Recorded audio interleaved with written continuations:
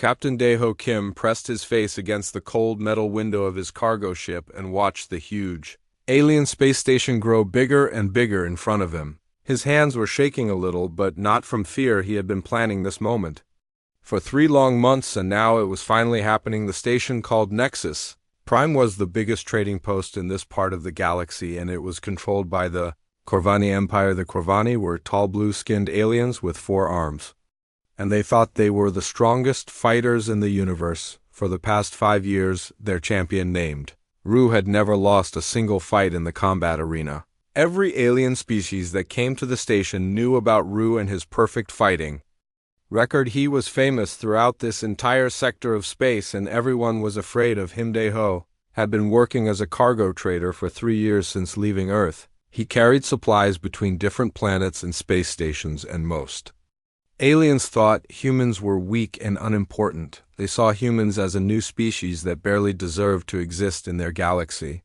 Most of the time, Daeho kept quiet and did his business without causing trouble, but today was going to be very different. His ship docked at the station with a loud clang that echoed through the metal corridors. Daeho grabbed his small bag of personal items and walked toward the airlock. He wore simple brown clothes that made him look like any other trader, but hidden under his shirt was a special combat suit that Earth military had given him. The suit could make him stronger and faster when he needed it. Most of the station was crowded with aliens from dozens of different species. There were tall insect-like creatures with 6 legs walking next to short furry beings that looked like talking bears.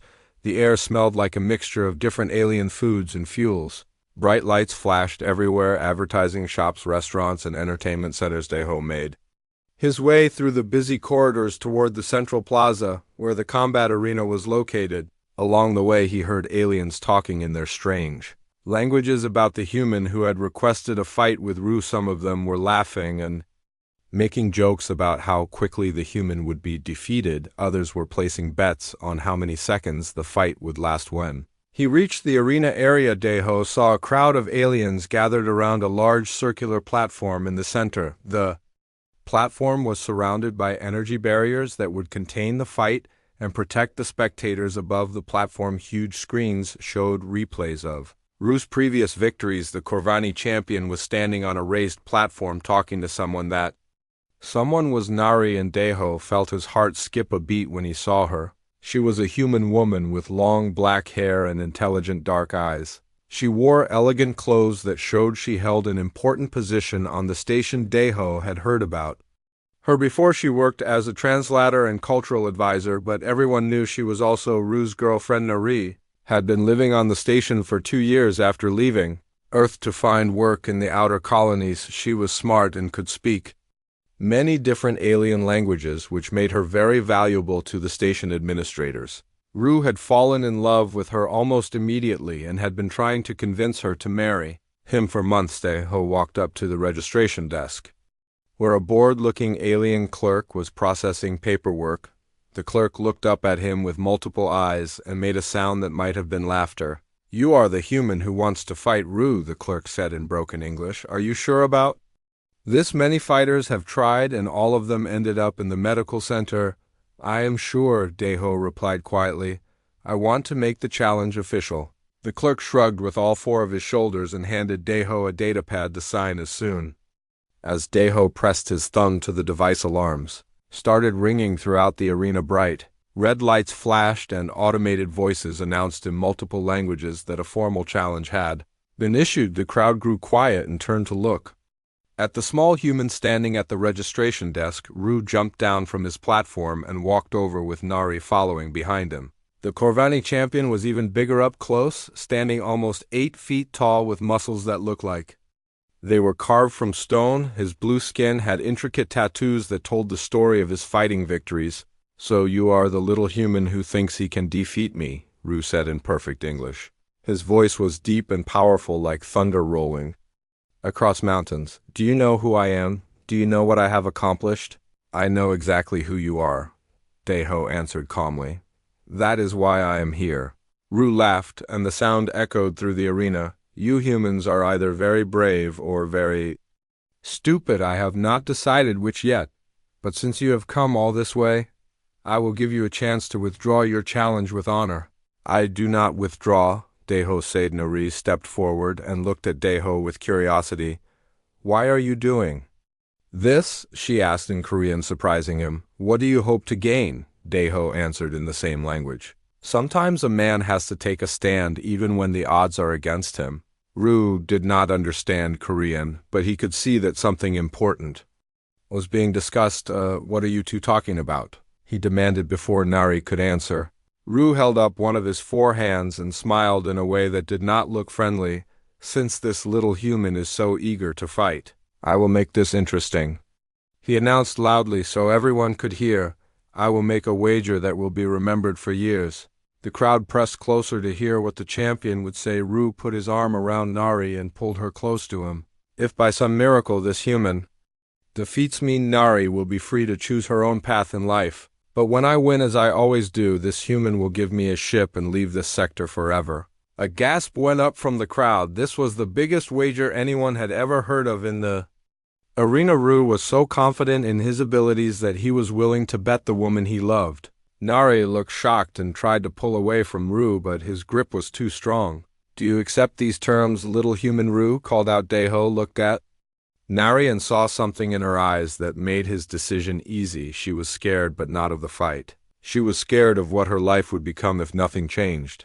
I accept, he said clearly. The crowd erupted in cheers and shouts. Aliens began placing bets and arguing about the odds. Most of them thought this would be the shortest fight in arena history. Few whispered that maybe this human knew something. They did not, but those voices were quickly drowned out by the majority. Arena officials began preparing for the fight, which would take place in 2 hours. This gave both fighters time to get ready and allowed more spectators to gather. News of the unprecedented wager was already spreading throughout the station, and ships were arriving from nearby systems to witness what everyone expected to be a historic beating. Deho was escorted to a small preparation room where he could change into fighting gear and mentally prepare for what was ahead. Nari tried to follow him, but Ru stopped her. You will watch from the VIP section. He told her, I want you to have the best view when I crush this foolish human. Alone in the preparation room, Deho activated the hidden systems in his combat suit and began his pre-fight meditation routine.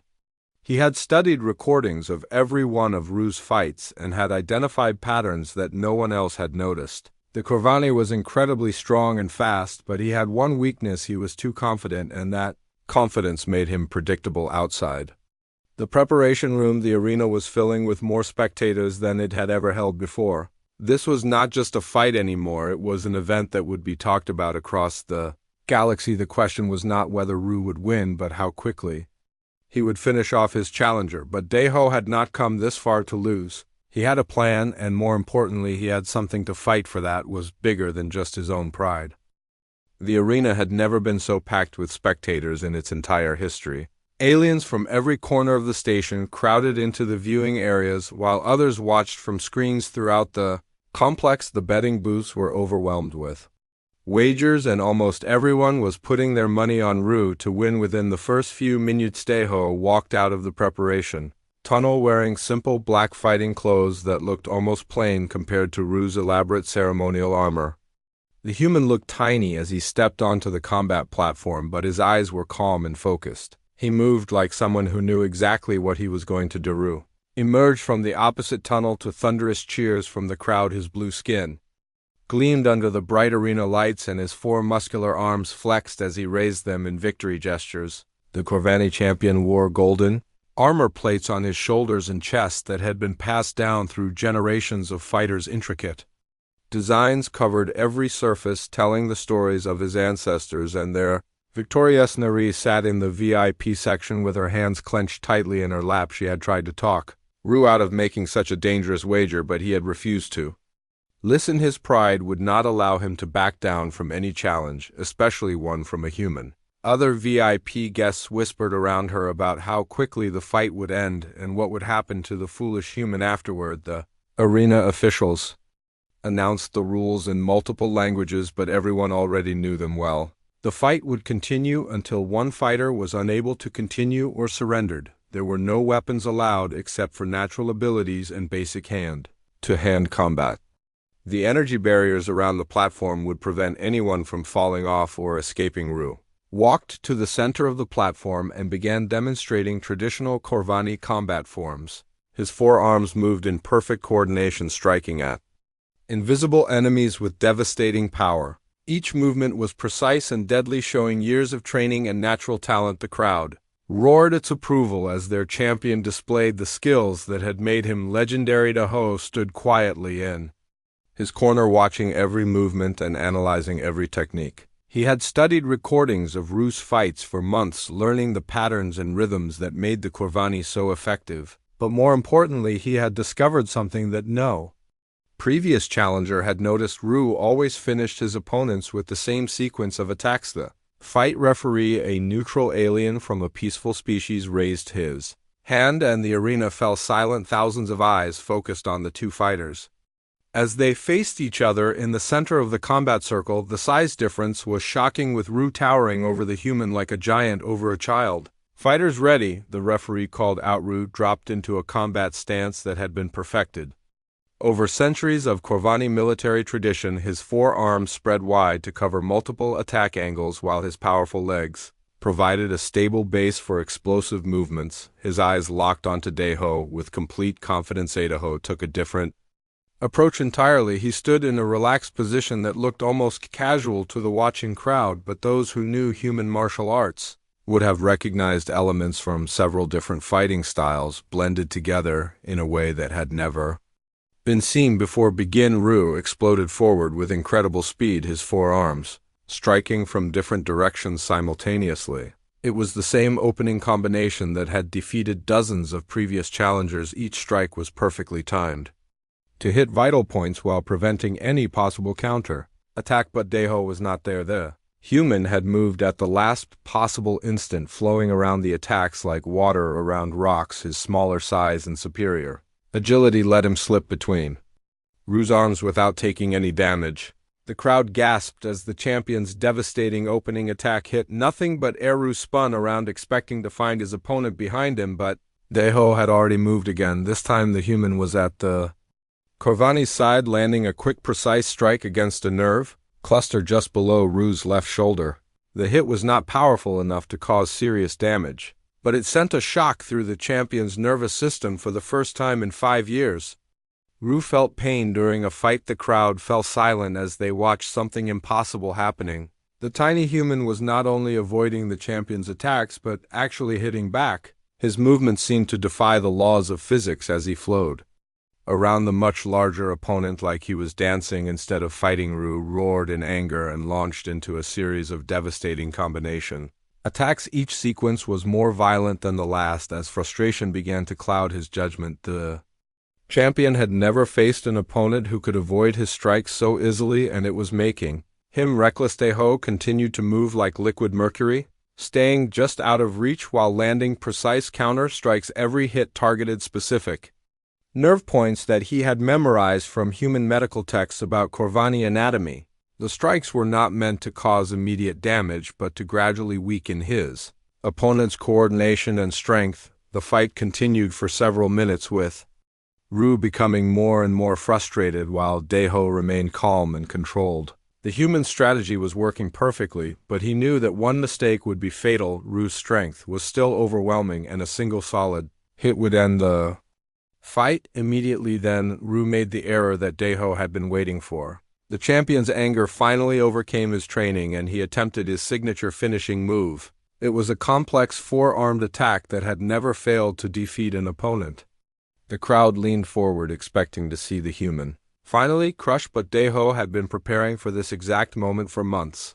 Instead of trying to avoid the attack, he stepped directly into it, using techniques that combined earth martial arts with zero-gravity combat training. His movement was so unexpected that several aliens in the crowd stood up, thinking he had made a fatal mistake. What happened next would be replayed on screens across the galaxy for years to come. Deho caught Ru's momentum and used the champion's own strength against him. With a perfect application of leverage and timing, the small human somehow managed to lift the massive Corvani off his feet. The arena fell completely silent as everyone watched in disbelief. Time seemed to slow down as Ru's huge body flipped through the air, His forearms flailed helplessly as he tried to understand what was happening to him. The champion who had never been thrown by any opponent was suddenly upside down and completely out of control. Deho completed the throw by driving Ru into the platform with tremendous force. The impact shook the entire arena and sent shock waves through the energy barriers. The champion's golden armor cracked and pieces of metal scattered. Across the fighting surface, Ru lay motionless in the center of the platform, his eyes closed and his breathing shallow. The arena remained absolutely silent as thousands of aliens tried to process what they had just witnessed. Their undefeated champion had been beaten by a human who looked like he could barely lift a cargo container. Deho stood over his fallen opponent, breathing heavily but still on his feet. His simple black clothes were torn and dirty, but he was clearly the victor. The referee approached cautiously to check on Ru's condition while medical teams prepared to enter the arena. The winner, the referee announced in a voice that shook with amazement. Deho Kim of Earth. The silence finally broke as the crowd erupted in chaos. Some aliens cheered while others argued that the fight must have been fixed. Betting booths were overwhelmed with angry customers who could not believe they had lost money on what should have been a sure thing. Marie sat in the VIP section with tears streaming down her face, but they were not tears of sadness. They were tears of relief and something else she had not felt in years. Hope for a different future than the one that had been planned for her. Medical teams rushed onto the platform to help Ru while Deho walked slowly toward the exit tunnel. His victory had been total, but he knew that winning the fight was only the beginning. The real challenge would be dealing with the consequences of beating the Kovani Empire's greatest champion. As he left the arena, Deho could hear the crowd still arguing about what they had witnessed. Some called it impossible, while others whispered that maybe humans were more dangerous than anyone had realized. The small human had just changed everything in this part of the galaxy, whether he intended to or not. Neri did not waste any time making her decision. Within 2 hours of the fight ending, she was packing her belongings in the small apartment she had shared with Ru. The Corvani champion was still in the medical center recovering from his injuries, and the shock of his first defeat. Nari knew she had to leave before he woke up and tried to convince her to stay. Her hands shook as she folded her clothes and gathered her personal items. 2 years of her life on this station were ending, but she felt more excited than sad. The victory had proven something important to her. Humans could be strong in ways that other species did not understand, and she wanted to learn more about her own people. The hallways of the station buzzed with activity. As news of the impossible fight spread to every corner, aliens gathered in small groups, talking in hushed voices about what they had witnessed. Some insisted that Deho must have cheated somehow, while others whispered that maybe the humans were not as weak as everyone believed. Nari made her way to the docking bay where Deho's cargo ship was berthed. She carried a single bag with her most important possessions and left everything else behind. The old life was finished and a new one was about to begin. She felt nervous but also more alive than she had in months. Deho was waiting for her at the ship's airlock. He looked tired after the fight, but his eyes were alert and kind. He had changed out of his fighting clothes and wore the simple brown outfit of a cargo trader again, but Nari could see something different about him now. She understood that there was much more to this man than met the eye. "Are you sure about this?" he asked her in Korean. "Once we leave the station, there's no going back. Your life here will be over." "I am sure," she replied. "I have been trapped here for too long, pretending to be happy when I was not. This is my chance to be free." They entered the ship together, and Nari was surprised by what she found inside. The cargo hold looked normal enough, with containers and equipment secured for space travel. But she noticed that some of the containers had hidden panels and unusual markings. This was definitely not an ordinary trading vessel. Deho showed her to a small but comfortable cabin that would be hers during their journey together. The room had a bed, desk, and storage space, along with a small window that looked out into space. It was simple but clean, and it felt like home already. "Where are we going?" Nari asked as she set down her bag. "I have regular customers at a mining colony 3 days from here," Deho explained. "After that, we can decide together what comes next. I do not want to make plans for you without asking what you want." Nari was touched by his consideration. Ru had always made decisions for both of them without asking for her opinion. This human treated her like an equal partner instead of a possession to be protected or controlled. The ship departed from the station smoothly, and soon they were traveling through hyperspace toward their destination. During the journey, Deho and Nari spent hours talking and getting to know each other properly. They discovered that they had much in common despite their different backgrounds. Deho told her about his life on Earth and his service in the military before becoming a trader. He had joined the space trading business to see the galaxy and learn about other species, but he admitted that he also had other reasons for being out here. Nari sensed that he was not telling her everything, but she did not push for details. Nari shared her own story about leaving Earth to find work in the outer colonies. She had been young and adventurous when she first arrived at the station, and Rue had seemed exotic and exciting, but over time she had realized that she was losing herself in the relationship. She had started to forget what it meant to be human. I used to cook Korean food for my family back on Earth, she told Deho as they sat in the ship's small galley, but I have not made any human dishes in 2 years. Rue preferred his own people's food. I would love to taste some Korean cooking again, Deho said with a smile. I have been eating alien rations for so long that I almost forgot what real food tastes like. Nari felt a warm feeling in her chest at his words. It had been so long since anyone had shown interest in her culture or background. I could try to make something. If you have the right ingredients, we can pick up supplies at the mining colony. Deho promised. The miners there grow their own vegetables, and some of them are similar to Earth crops. Their first stop was indeed a mining colony on a small planet. With harsh conditions, the colonists were a mix of different species working together to extract valuable minerals from the planet's crust. They lived in underground tunnels and domed cities that protected them from the dangerous atmosphere. When Deho and Nari arrived at the main trading post, the miners were amazed to hear about the fight with Rue. Word had already reached them through the communication networks, and they treated Deho like a celebrity. The human who had defeated the unbeatable champion was suddenly famous throughout this part of the galaxy. I never thought I would see the day when a human could beat a Corvani in single combat, said Jinsu, the Korean mining supervisor. This changes everything for our people.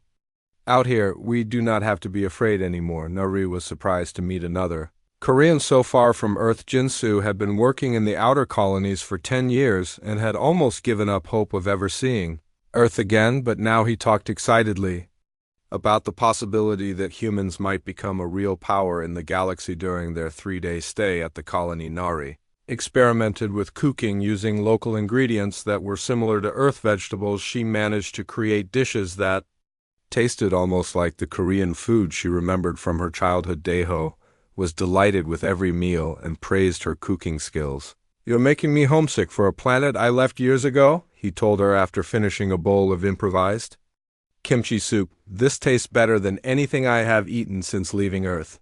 Nari felt proud of her cooking, but even more pleased by Deho's appreciation. He never demanded anything from her or expected her to serve him. Instead, he helped with the preparation and cleaning, making their meals together a shared activity rather than a chore. The miners also loved Nari's cooking and invited her to prepare a feast for the entire colony. Before she knew it, she was cooking for 200 people, using the colony's industrial kitchen facilities. It was hard work, but she enjoyed the challenge and the grateful responses from everyone who tasted her food. You could open a restaurant anywhere in the galaxy, Jinsu told her. Korean food prepared by someone who really understands it would be incredibly popular. There are humans scattered across dozens of systems who would travel for days to taste real food from home.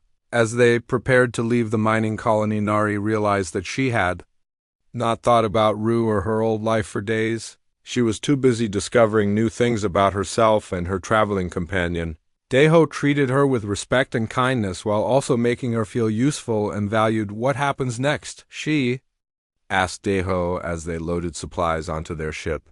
That depends on what you want to do, he replied. I have contacts throughout this sector and we can go anywhere you like. The galaxy is full of opportunities for people who are willing to work hard. Nari looked out at the stars, visible through the colony's transparent dome, and felt a sense of adventure that she had not experienced in years. I want to see more of the galaxy, she said. I want to meet other humans who have made lives out here and learn what is possible for our people.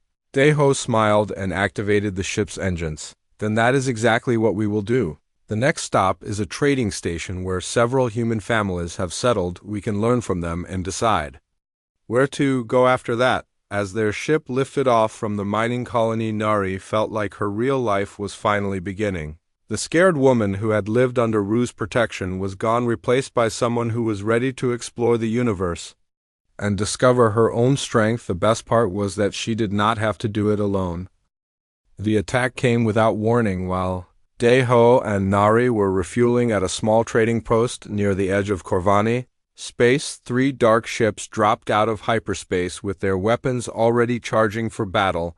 The trading post's automated defense systems immediately began broadcasting emergency warnings to all vessels in the area. All ships evacuate immediately. The station controller's voice crackled over the communication system.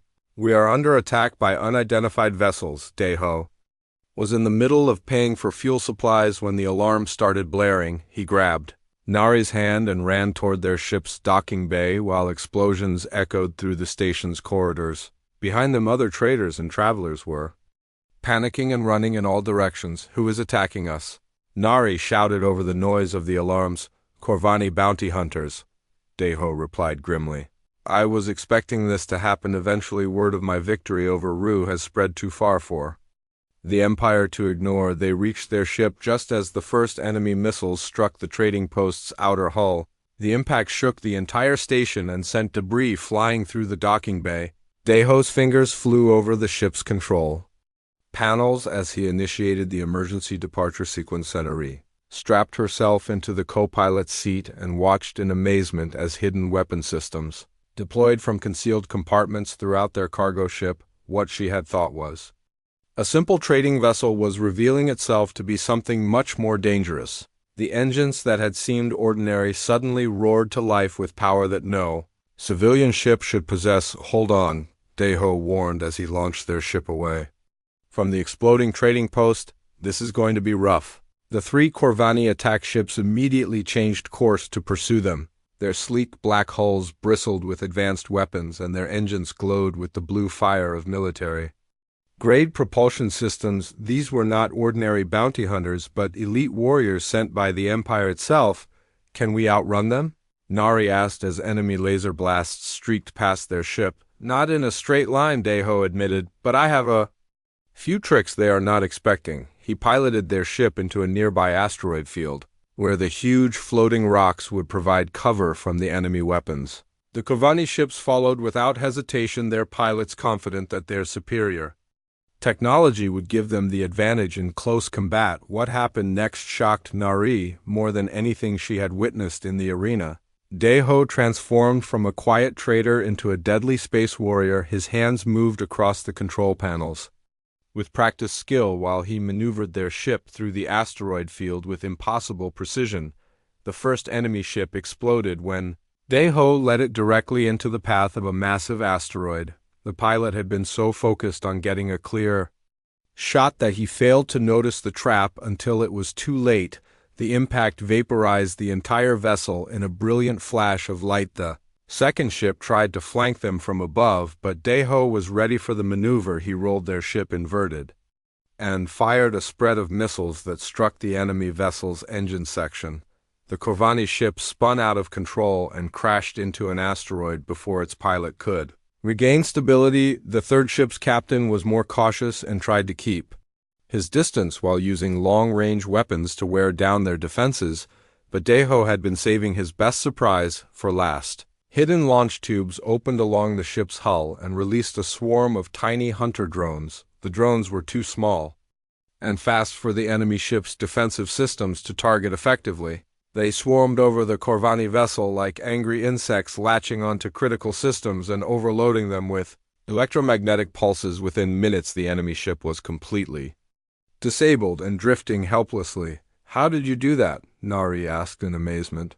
What kind of trader carries military weapons? Daeho's expression was serious as he set course for hyperspace. The kind who is not really a trader, I should have told you the truth earlier, Nari. I work for Earth's government as an intelligence agent. My mission is to gather information about alien military capabilities and political structures. Nari felt shocked but not betrayed. She had suspected that there was more to Daeho than he had revealed, but she had not imagined anything like this. So the fight with Ru was part of your mission. Partly, Daeho admitted. I needed to test how other species would react to human combat abilities. The results exceeded all expectations, but they have also made me one of the most wanted humans in this part of the galaxy. Their ship jumped into hyperspace just as more Corvani vessels arrived at the battle site. Daeho had chosen their destination carefully. A remote system where they could hide and make repairs while deciding what to do next. During the 3-day journey, Nari learned more about Daeho's real background. He had been trained by Earth Special Forces and equipped with advanced technology that most aliens had never seen. His ship contained enough firepower to take on small military fleets, and his personal combat abilities had been enhanced by years of specialized training. Why did you tell me the truth now? Nari asked. Because I trust you, Daeho replied, and because things are about to become much more dangerous. The Corvani Empire cannot allow my victory to go unpunished. If other species begin to believe that humans can defeat their champions, it will undermine their entire power structure. The safe system Daeho had chosen turned out to be inhabited by a peaceful species called the Milari, who made their living by growing exotic crops in orbital greenhouses. They welcomed the human traders and agreed to provide supplies and shelter while asking no uncomfortable questions. While their ship was being repaired, Nari and Daeho stayed in a small guest house overlooking one of the agricultural stations. The view was beautiful, with endless rows of alien plants growing in transparent domes that caught and reflected the system's twin suns. I have been thinking about what you told me, Nari said as they shared dinner prepared with fresh Milari vegetables. If you are really working for Earth, then you must have a plan for dealing with the Empire. Daeho nodded slowly. There are other agents like me scattered throughout this sector. We have been building networks and gathering allies among species that have suffered under Corvani oppression, but we need something to unite them, something that proves humans can be trusted as partners rather than conquerors. The fight with Ru proved that. Nari pointed out, it proved that one human could defeat one Corvani. Daeho corrected, but it also made the Empire desperate enough to send assassins after us. We need to be smarter about what comes next. Their peaceful stay with the Milari was interrupted after 4 days when emergency broadcasts began coming in from across the sector. The Corvani Empire had declared Daeho a terrorist and was offering enormous rewards for information about his location. Bounty hunters from dozens of species were mobilizing to join the search. We cannot stay here, Daeho told Nari as they prepared to leave. These people have been kind to us, but I will not bring danger to their world. Where can we go? Nari asked. If the entire sector is looking for us, we cannot hide forever. Daeho smiled grimly as he plotted their next course. We are not going to hide. We are going to do something that will change the balance of power in this part of the galaxy. As their ship prepared for departure, Nari realized that her quiet life as a translator was truly over. She was now part of something much bigger and more dangerous than she had ever imagined. But for the first time in years, she felt like she was exactly where she belonged. The hunt for them was just beginning, but so was their fight to change the galaxy.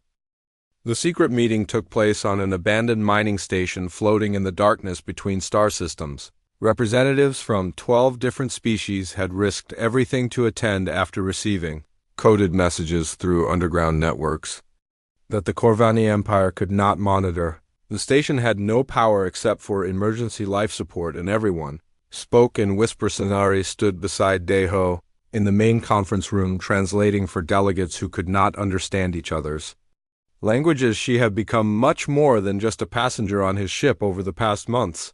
Her skills as a diplomat and cultural expert had proven invaluable in building relationships with potential allies. My people have suffered under Corvani rule for 3 generations, said Yuki, a representative of the Hiraki species whose homeworld had been conquered decades earlier. They take our children for their military schools and our resources for their war machine. We are slaves pretending to be citizens. Similar stories came from every delegate around the table. The Corvani Empire's power was built on the oppression of smaller species who had no choice but to submit or face destruction. Most had given up hope of ever being free until word spread about the human who had defeated their greatest champion. Deho listened carefully to each speaker before responding. Earth cannot promise to solve all of your problems, he said honestly. We are still a young species learning our place in the galaxy, but we can offer something that has never existed before in this sector. True partnership between equals. The Delany representative, an elderly being with silver scales and wise eyes, leaned forward. What exactly are you proposing, human?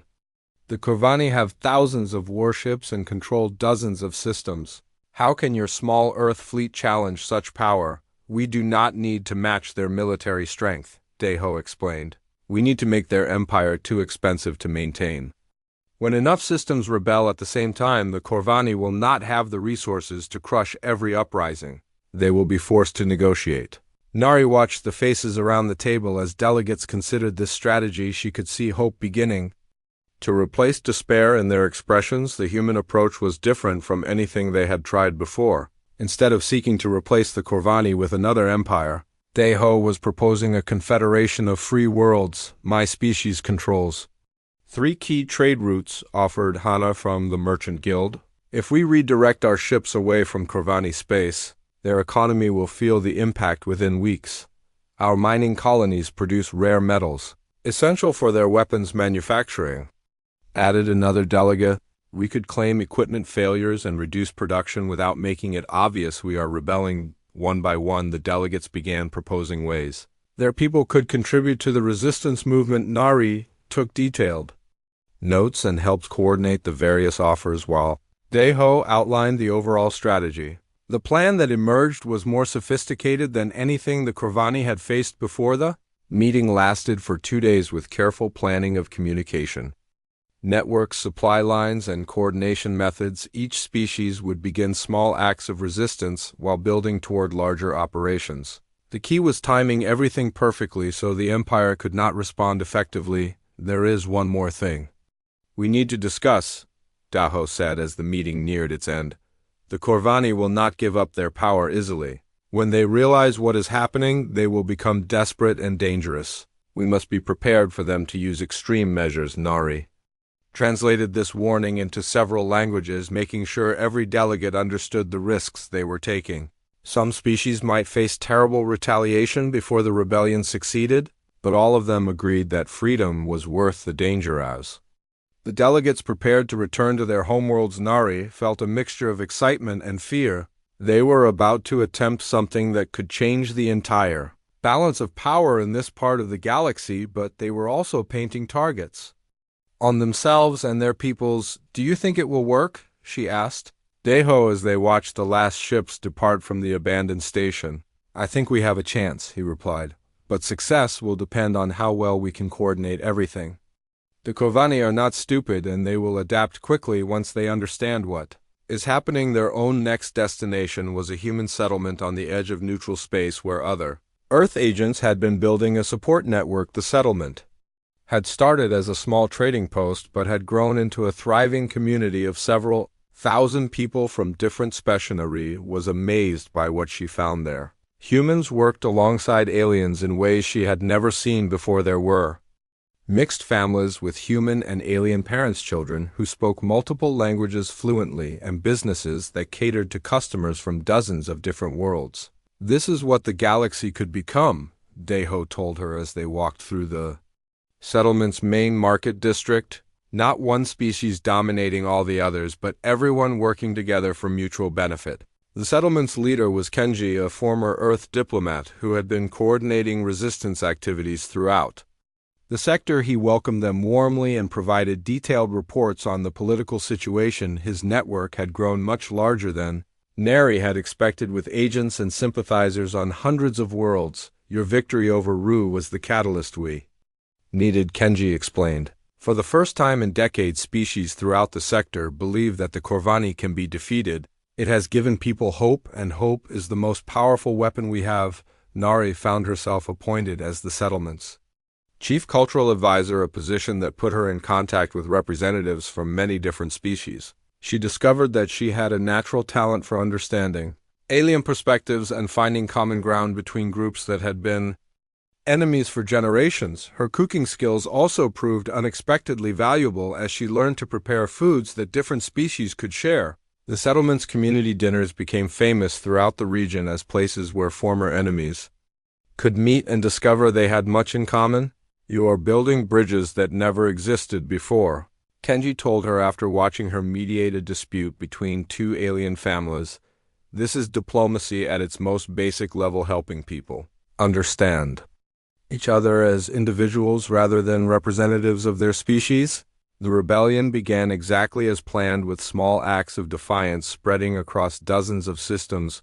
Corvani officials found themselves dealing with equipment failures, communication breakdowns, and supply shortages that seemed like random problems but were actually carefully coordinated attacks. For 3 months, the strategy worked perfectly. The Empire's administrators were confused and frustrated but had not yet realized they were facing an organized resistance movement. Their military forces were spread thin, dealing with what appeared to be separate local problems. Then, everything changed when a Corvani intelligence agent discovered one of the communication networks. The Empire finally understood that they were facing a coordinated rebellion led by humans, and their response was swift and brutal. "Emergency broadcasts are coming in from 7 different systems," Kenji announced during a crisis meeting. "The Corvani are launching massive military operations against any world suspected of supporting the resistance. Millions of civilians are in danger." Nari felt sick as reports of orbital bombardments and mass arrests flooded the communication channels. The peaceful rebellion they had planned was turning into a galaxy-wide war.